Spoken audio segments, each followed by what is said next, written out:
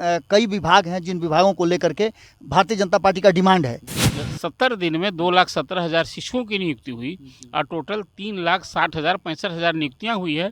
ये श्रेय तो लेगा ही कोई पार्टी यदि जनता भी जाएगी कि भाई नीतीश कुमार का दाहिना हाथ क्या करता हो, बायां हाथ नहीं। आपने देखा वही बात हुई। लालू प्रसाद बाज नहीं आएंगे क्योंकि अब तक वो हर सदन की जब भी कार्रवाई शुरू हुई है या जब भी वो सत्ता से बाहर रहे हैं सत्ता में रहे हैं, उन्होंने किसी न किसी तरह का कोई ना कोई खेल जरूर किया है। पैनोरमा ग्रुप, जो सोचता है वो करता है। नमस्कार, मैं हूं सागर कुमार। भारत लाइव देख रहे हैं आप। देखिए, विधानसभा के प्रांगण में हम सभी बैठे हुए हैं और देखिए लगातार जो सत्ता और विपक्ष दोनों के अपने अपने दावे हैं उस पर आज चर्चा करने के लिए हम बैठे हुए हैं। हमारे साथ दो वरिष्ठ पत्रकार हैं। आप देख रहे हैं जहाँ के अरुण सर हैं हमारे साथ वरिष्ठ पत्रकार, वहीं बाबा भारत लाइव के उप संपादक के तौर पर यहाँ बैठे हुए हैं। तो दोनों से ही बारी बारी हम लोग चर्चा करेंगे कि आखिर जो ये पेच फता हुआ है विधानसभा अध्यक्ष, सरकार तो बदल गई, मुख्यमंत्री नीतीश कुमार ने 9वीं बार शपथ तो ले लिया, एनडीए के समर्थन से सरकार तो बन गई, लेकिन विधानसभा अध्यक्ष अभी भी राजद कोटे के अवध बिहारी चौधरी हैं और बड़ा खेला जो तेजस्वी प्रसाद यादव बराबर दावा कर रहे हैं। तो क्या कुछ संवैधानिक प्रक्रिया है अध्यक्ष पद को हटाने की? सबसे पहले हम अरुण सर से जान लेते हैं। सर, जो अभी तो अवध बिहारी चौधरी अभी वर्तमान में बिहार विधानसभा के अध्यक्ष हैं, हटाने की क्या प्रक्रिया है? देखिए, एक तो आपने अपनी भूमिका में कही कोई पेच फंसा नहीं है। अच्छा, हाउस में जो 243 की हाउस है उसमें सत्तारूढ़ दल के पास 128 विधायक का समर्थन है और वो जो जदयू बहुमत का आंकड़ा होता है 122 होता है जी।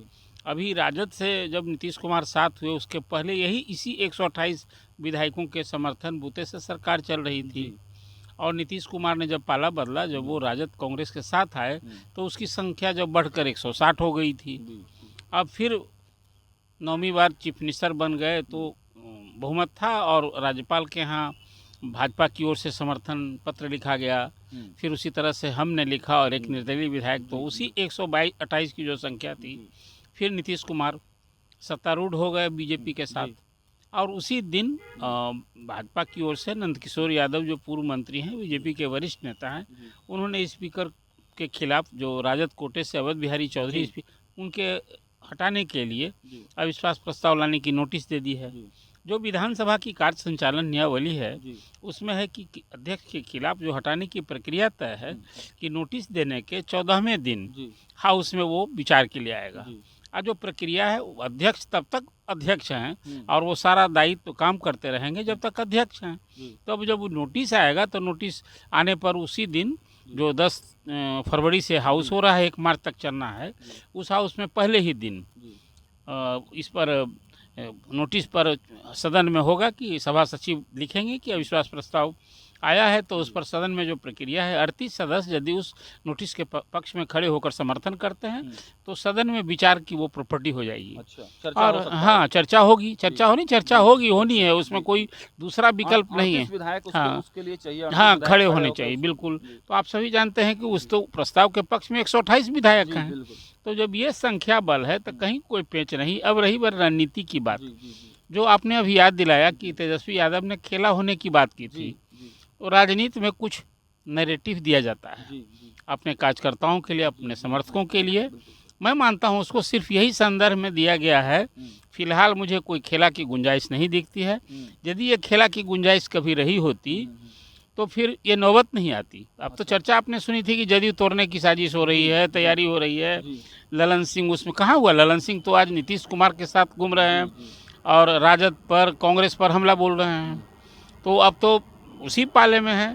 तो इसलिए मैंने कहा कि खेला सिर्फ कार्यकर्ताओं के लिए है और मुझे लगता है कि अवध बिहारी चौधरी 10 के पहले वो खुद पद त्याग कर देंगे और डिप्टी स्पीकर जदयू के हैं। फिर वो जब तक अध्यक्ष का चुनाव नहीं हो जाएगा, उपाध्यक्ष अध्यक्ष के नाते वो दायित्व संभालेंगे। हाँ, एक बात है कि अब ये एनडीए की सरकार हो गई है, पहले महागठबंधन की सरकार थी।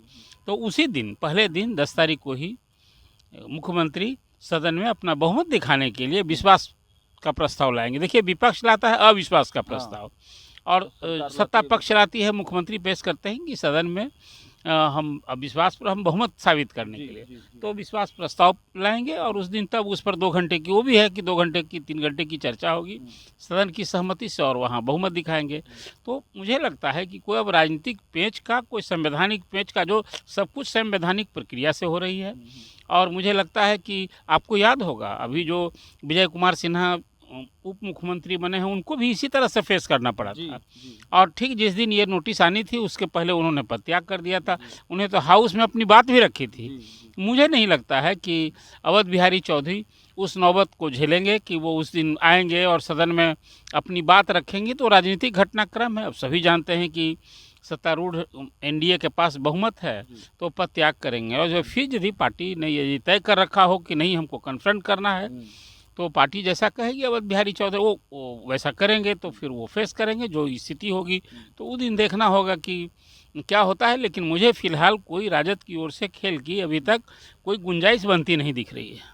सर, एक बात ये कही जा रही है कि अगर कुछ विधायकों को बैठा लिया जाए, 7 विधायक कम पड़ रहे हैं जो है लालू प्रसाद यादव को, राजद अगर 7 विधायकों का जुगाड़ किसी तरह से कर लेती है तो कुछ खेला हो सकता है। या फिर हम के 4 विधायक हैं अगर उनको बैठा दिया जाए, या फिर जदयू के कुछ विधायक है ललन सिंह, उनको कहें कि आप नहीं जाइए, विरोध ना कीजिए लेकिन नहीं जाइए, उस स्थिति में क्या कुछ हो सकता है सर? क्योंकि देखिए एक चर्चा यह है कि राज्यपाल का उस दिन अभिभाषण होगा, उस समय तक अवध बिहारी चौधरी जो है अध्यक्ष बने रहेंगे क्योंकि सत्र स्टार्ट होगा, पहला दिन है तो राज्यपाल का अभिभाषण होगा और उसके बाद ही फिर लोग अंदर जो है सदन चलने की बातचीत होगी। तो उस दौरान क्या कुछ ऐसा हो सकता है सर कि विधायकों को रोक दिया जाए और उसके बाद कुछ खेला हो जाए?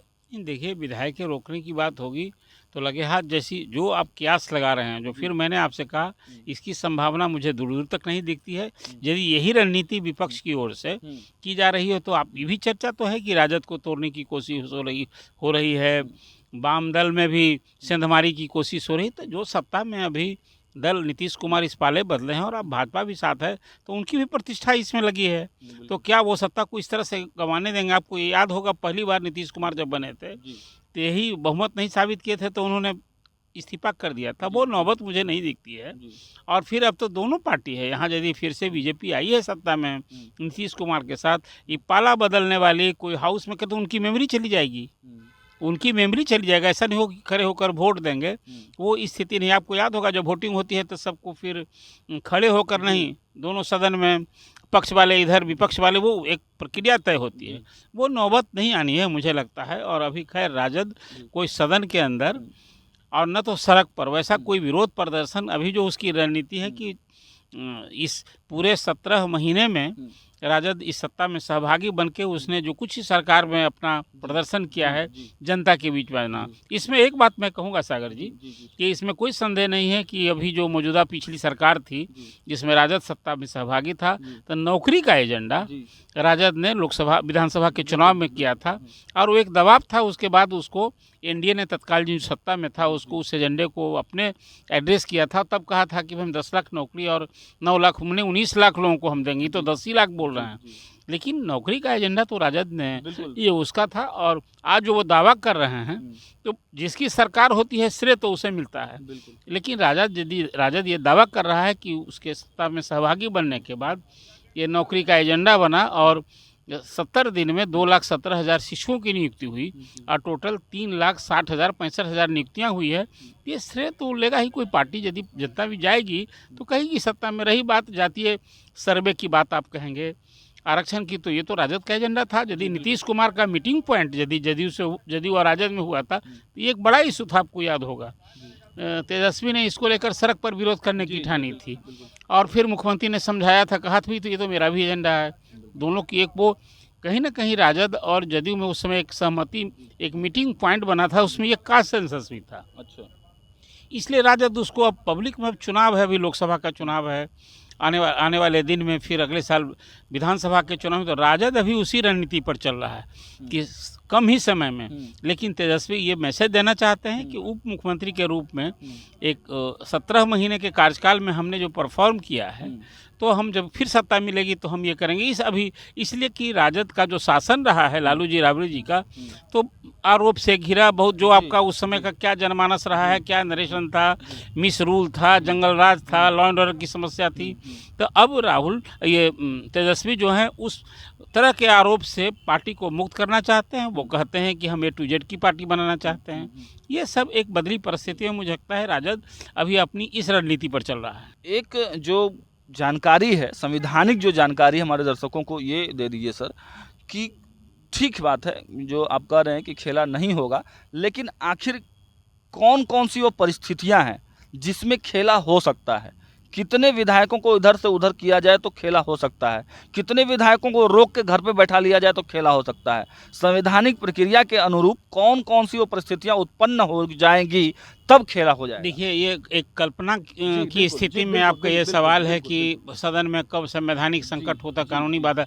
देखिए, सदन के अंदर किसी प्रस्ताव के पक्ष में 122 विधायक चाहिए। अब सत्तारूढ़ दल के पास अभी 128 विधायक।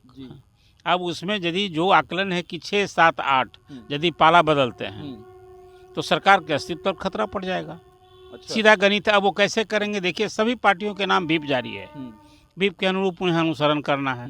आपने देखा कि अभी संसद में जब हुआ था तो बीमार मनमोहन सिंह भी सदन में लाए गए थे। यहाँ भी जब वोटिंग होती है तो लोग स्ट्रेचर पर अस्पताल से लाए जाते हैं। अच्छा। अब वो एक परिस्थिति जैसा आप आकलन कर रहे हैं, कोई अपनी मेमोरी गंवाने के लिए तैयार हो, तब तो वो स्थिति जो खेला की बात है, वो यदि उस स्वरूप का खेल होना है। आपने देखा मध्य प्रदेश में, आपने देखा महाराष्ट्र में, भाजपा तो वहाँ विधायकों से इस्तीफा करा करके और वहाँ की बहुमत की सरकार को अल्पमत में ला दी थी।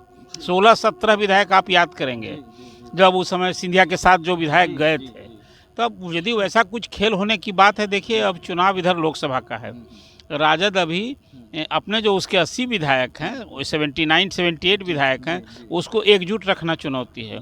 उससे बड़ी चुनौती मैं मानता हूं कांग्रेस के जो 19 विधायक हैं उनको एकजुट रखना। ये एक अभी मुझे लगता है कि सॉफ्ट टारगेट कांग्रेस के हैं, और कांग्रेस के जो विधायक हैं वो ठीक है कि राजद के फोल्ड में भी आए थे जीत करके, लेकिन उसमें अभी जो प्रदेश का सामाजिक समीकरण है। सर, हाँ सर, मेरा सवाल है कि राजद को कितने विधायक चाहिए जिससे खेल बिगड़ जाएगा? उन्हें भाई कहा 107 चाहिए, 100 नहीं, 122 जहां बहुमत चाहिए। 122 के आंकड़ा को यदि जितना अतिरिक्त 8 विधायक तोड़ लेता है तो भी सरकार के वजूद पर खतरा हो जाएगा, फिर सरकार गिर जाएगी। और कितने विधायकों को रोक ले, सत्ता पक्ष के कितने विधायकों को रोकने का किसी को जो ये सब कुछ है, सरकार कौन रोक लेगा? ताकत से या प्रलोभन दे करके?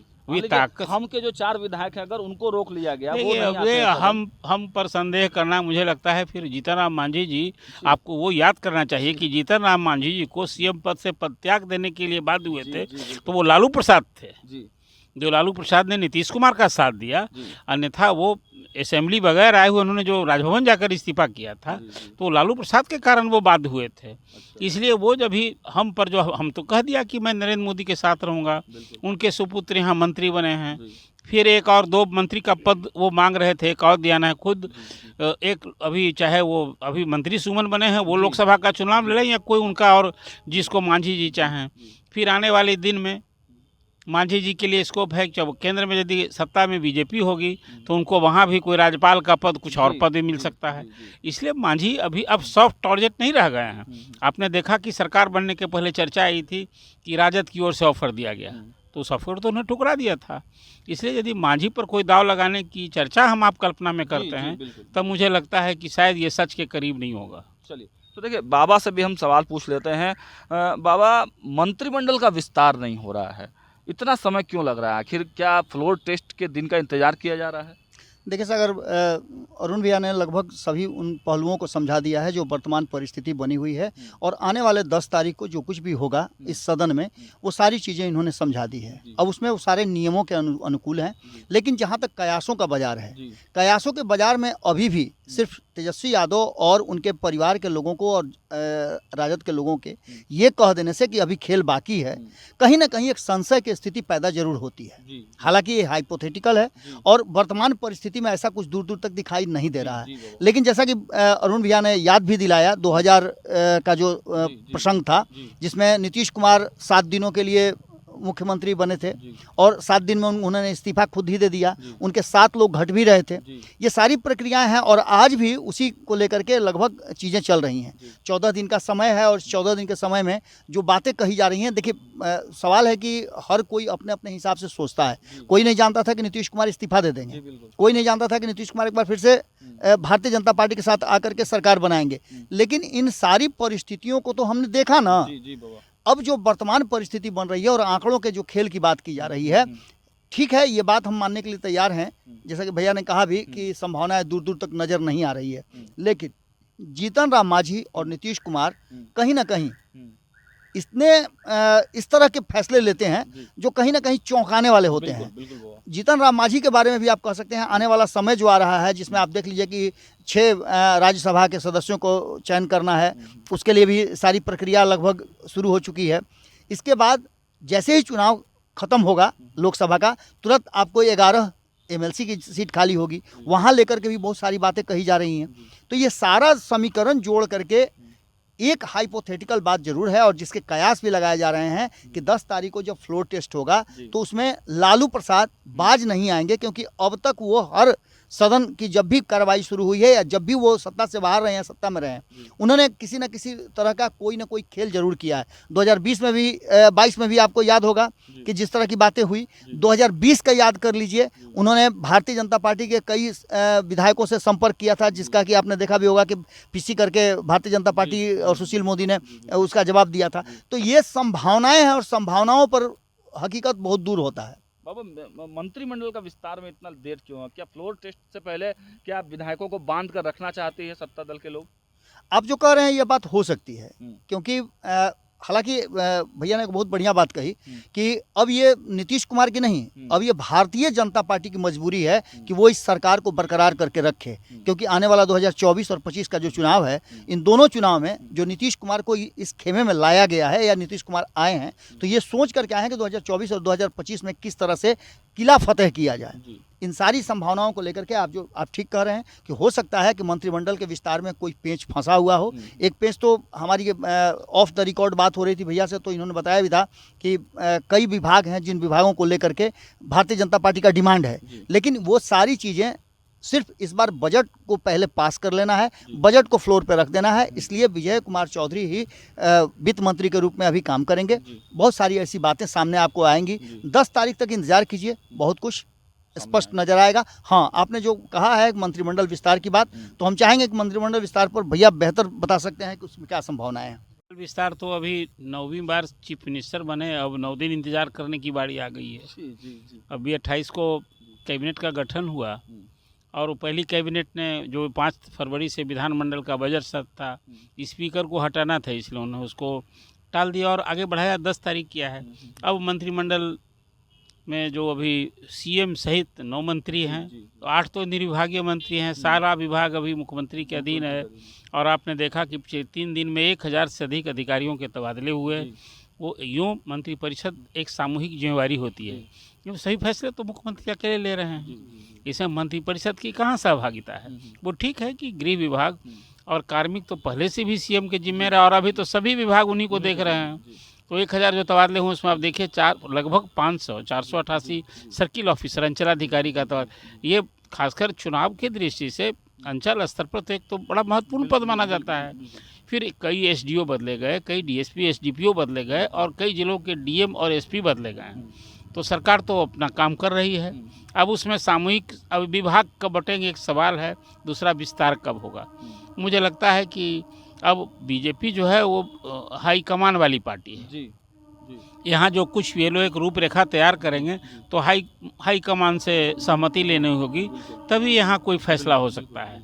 तो इसलिए एक तो ये है, अभी तो जो बीते 4 दिन में मुझे नहीं लगता है कि कहीं सम्राट चौधरी और विजय सिन्हा जो उप मुख्यमंत्री हैं, अभी जो भाजपा के प्रदेश के यहाँ प्रभारी हैं तावरे साहब, वो भी यहाँ नहीं थे, वो भी शायद आज आए हैं। तो एक तो यहाँ का विमर्श, फिर एक बार जो अभी जातीय सर्वेक्षण हुआ उसमें 36% अति पिछड़ी जातियाँ जो 112 जातियाँ हैं, और उसमें यही कहा जाता रहा है कि पिछले 30 साल का जो बिहार की राजनीति है उसमें तो 2 भाई, 15 साल लालू जी जो सर्वाधिक यादव 14.5% हैं, तो 15 साल उनका बीत गया।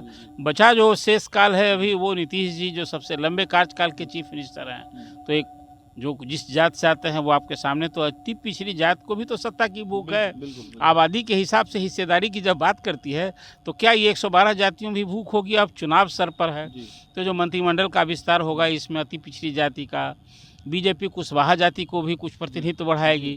तो इन सब कारणों से सामाजिक समीकरण, जाति समीकरण को साधने के लिए मुझे लगता है कि वर्कआउट हो रहा होगा। और फिर इस पर एक बात और है कि राजद के मंत्रियों के पास जितने विभाग थे, तेजस्वी के पास तो 5 विभाग था और सभी निर्माण कार्य विभाग थे, पथ निर्माण, भवन निर्माण, और इसके बाद फिर ग्रामीण कार्य, स्वास्थ्य विभाग और पर्यटन विभाग। इस बार वो नहीं होगा कि कोई डिप्टी चीफ मिनिस्टर 2 हैं तो उनके खिलाफ क्या 5-5 विभाग थोड़े रहेगा, कोई 1-2 विभाग रहेगा। अभी ठीक ही कहा, मैं मिश्रा जी से सहमत हूँ कि वित्त विभाग अभी विजय कुमार चौधरी संभाल रहे हैं, और बजट के लिए एक तरह से कहिए कि बजट की कॉपी लगभग कलकत्ता के सरस्वती प्रेस में छप गया है। वो बजट भाषण में जो वित्त मंत्री की ओर से होगा तो उसमें भाजपा के सत्ता में सहभागी बनने के बाद प्रधानमंत्री जो पूरे देश के लिए उनकी परिकल्पना है कि विकास को गति दें, तो बजट में कुछ उसका रिफ्लेक्शन होगा। अभी तो यहाँ बिहार में नीतीश कुमार 7 निश्चय के तहत सारी योजना चला रहे हैं, उसका एक रिफ्लेक्शन देखने को मिलेगा। तो बजट सत्र है सर पर, लेकिन मुझे लगता है कि शायद उसके पहले जो, इसीलिए कि जब मार्च तक बजट सत्र होगा तो इन 9 मंत्रियों के बूते थोड़ी चला, 44-45 विभाग हैं, तो उसके पहले विस्तार भी हो जाएगा और विभाग भी बढ़ जाएंगे। फिर भार ये नहीं बंटना कहीं ना कहीं एक अजीब सा संदेश है, और हैरानी होती है कोई सरकार बन गई हो और इस तरह के उठा पटक में बनी हो, और अभी 4 दिन तो बीत गए और अभी शायद जैसा मैं अभी कह रहा हूँ ये तंज व्यंग भी है कि 9वें बार मुख्यमंत्री बने, अब क्या 9 दिन विभाग बंटने में लगेंगे। तो मुझे लगता है कि ये संदेश एक तो उचित नहीं जाता है, और फिर एक ठहराव सा स्थिति हो जाता है। एक गवर्नमेंट है, गवर्नेंस कौन है, कौन गवर्न कर रहा है? आखिर मंत्री 8 हैं, उनको खुद पता नहीं वो कौन विभाग देखेंगे।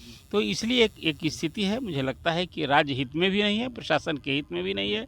लेकिन अब जो राजनीतिक मजबूरी होती है, अब नीतीश जी का तो विभाग है, नीतीश जी उस अपने दल के सर्वे सर्वा हैं, पार्टी के वो जिसको चाहेंगे बनाएंगे। एक बात मुझे लगता है कि अभी इस बार जो मंत्रिमंडल विस्तार होगा, फिर कुछ नए चेहरे पर बीजेपी दाव लगाएगी, उसमें सामाजिक समीकरण पर ध्यान रखेंगी। जैसे आपने देखा पिछली बार जब बना था मंत्रिमंडल तो उसमें सुशील मोदी, इसे प्रेम कुमार जो अभी बने हैं, और उसके बाद अनंत किशोर यादव, ऐसे चेहरे नहीं थे। इस बार फिर वो कुछ दाव उस ढंग से चलेगा, सभी वो चेहरों को फिर मिलेगा ऐसा मुझे नहीं लगता है। और उसमें यंग, हाँ, कुछ नए होंगे और यंगस्टर भी होंगे। हाँ भैया से एक प्रश्न मेरा है कि क्या जो संभावनाएं व्यक्त की जा रही हैं कि कांग्रेस एक सॉफ्ट टारगेट है, जो जदयू और भारतीय जनता पार्टी दोनों चाहती है कि कांग्रेस के कुछ विधायक उसके पाले में आ जाएं, तो क्या उसके लिए भी ये इंतजार किया जा रहा है? नहीं ना, तो वो हल ना होगी। देखिए अभी तो राहुल गांधी बिहार दौरे पर थे, कल तक थे, तो अभी उसके 19 विधायक, एक विधायक अस्वस्थ होने के कारण नहीं गए थे, 18 विधायकों ने वहाँ उपस्थिति दर्ज की।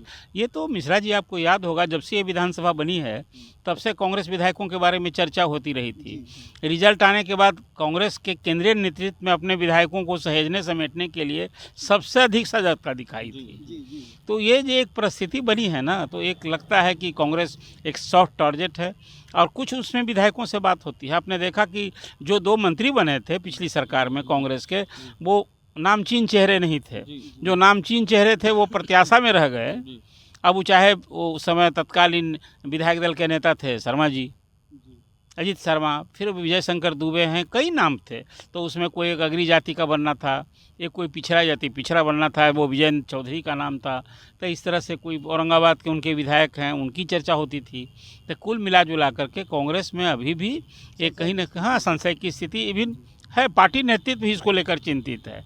इसलिए मैंने आपसे कहा कि एक सॉफ्ट टारगेट, और तब फिर जो मैंने प्रारंभ में आपसे कहा था कि बीजेपी और जदयू अब जब सत्ता में आया है तो क्यों इसको लोकसभा चुनाव के पहले फिर इस अपनी सरकार को इस उठापटक के बीच एक अप्रत्याशित रूप से लॉटरी सी मिली है। जो भाजपा विरोधी दलों को एकजुट करने के लिए सूत्रधार बना था वो इस पाले में आ गया। तो आप समझिए चुनाव के पहले इंडी गठबंधन के लिए इससे बड़ा झटका क्या हो सकता है। भैया एक उत्सुकता और है, ये उत्सुकता है कि मेरी और मेरे साथ साथ जितने भी हमारे व्यूअर्स दर्शक हैं बिहार के लोगों को भी ये उत्सुकता है कि क्या जो वर्तमान परिस्थिति बनी है, आपने तो एक लंबे समय तक देखा है लालू प्रसाद के लगभग 36-37 सालों के जो उन लोगों के दोनों भाई के जो राजपाट रहे हैं उनको आपने देखा है, क्या लालू प्रसाद में अभी मादा है कि वो कोई खेल कर सकते हैं?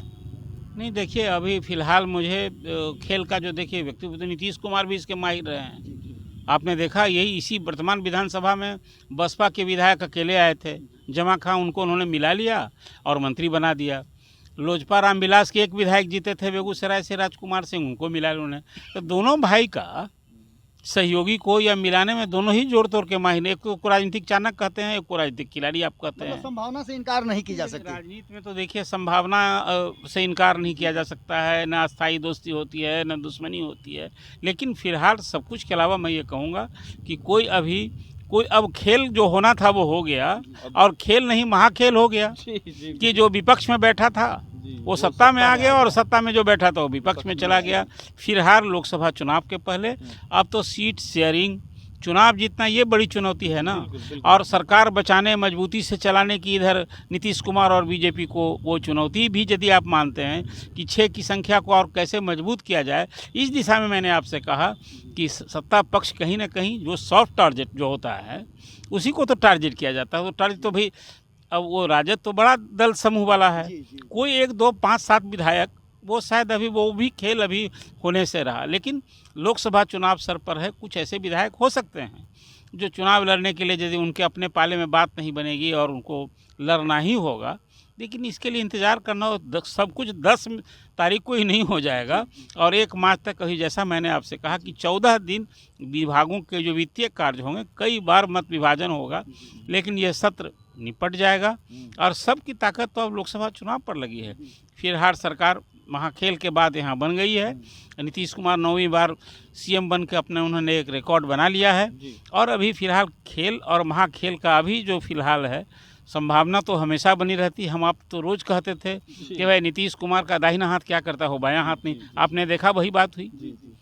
कुल मिला तो नीतीश जी आज बहुत बात कह रहे हैं कि हमने क्यों ये छोड़ा। मैंने अब सारा राजद में अभी ब्लेम पॉलिटिक्स हो रही है कि राजद में सारी कमियां दिख रही हैं। कल तक राजद की लोग सीएम को, नीतीश कुमार को पीएम मटेरियल कहते थे, अब वो क्या कुछ कह रहे हैं। कोई कांग्रेस उन्हें गिरगिट की तरह रंग बदलने वाला का। तो राजनीति में ये सब तो चलता रहता है। चलिए तो देखिए, तमाम संभावनाओं को लेकर आपने बता दिया है, हमारे दोनों वरिष्ठ पत्रकारों ने बिहार की जनता के लिए स्पष्ट रूप से बता दिया है क्या कुछ होने वाला है, कानूनी दांवपेच क्या है, संवैधानिक प्रक्रिया क्या है। और जो खेला होने की बात जो चल रही है, संभावनाओं पर विराम नहीं लगता है। लेकिन अरुण सर ने साफ साफ कह दिया है कि ऐसा अभी कुछ लग नहीं रहा है। लेकिन खैर ये राजनीति है, पल पल हर बॉल पर रन बनते हैं और हर बॉल पर विकेट भी चटकते हैं। कभी भी कुछ भी हो सकता है, राजनीति संभावनाओं का खेल है। लेकिन भारत लाइव आपको पल पल की अपडेट देते रहेगा। राजनीतिक गलियारे में जो भी चर्चाएं होंगी वो भारत लाइव के स्टूडियो से होकर ही गुजरेंगी। लगातार अपडेट देते रहेंगे, ग्राउंड जीरो पर उतरकर देखते रहिए भारत लाइव। बहुत बहुत धन्यवाद। पनोरमा ग्रुप, जो सोचता है वो करता है। अगर ये वीडियो पसंद आई और वह बिहार के राजनीति और बिहारियत से सरोकार रखेनी तो सब्सक्राइब बटन दबा के चैनल के सब्सक्राइब कर ली। ओजे एगो घंटी बा, ओकरा बटन दबा देला से कुल सटीक और मारक खबर रुआ मुफ्त में मिल जाई। अगर रुआ पत्रकारिता के हमनी के नया प्रयोग में सहयोग कर चाहतानी तो ज्वाइन बटन दबा दी। पेटीएम नंबर नोट कर ली 9386 816 700। धन्यवाद।